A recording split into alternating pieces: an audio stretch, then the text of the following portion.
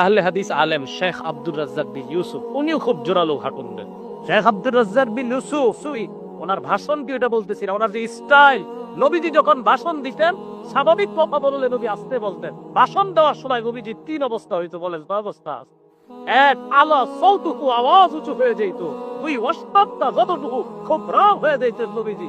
3, ওয়াহরাওয়াজিহু, চেহারা লাল হয়ে যেত। তো পাইছেন নাই, মিলছে?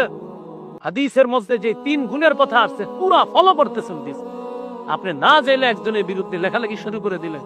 সাল্লাল্লাহু আলাইহি সাল্লামের খুতবা সম্পর্কে, কানা ইযা সাইদাল মিম্বার, আমার নবী যখন মিম্বরে আরোহণ করতেন, হাজ্জাল মিম্বারু হাজ্জা, মিম্বর তখন থরথর করে কাঁপত।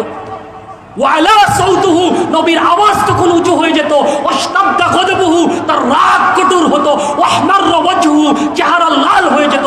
কান্নাহু মুনযিরু জাইশ, যেন তিনি কোনো সৈন্যদলকে, ব্যাটালিয়নদেরকে যুদ্ধের উদ্দেশ্যে প্রেরণ করছেন।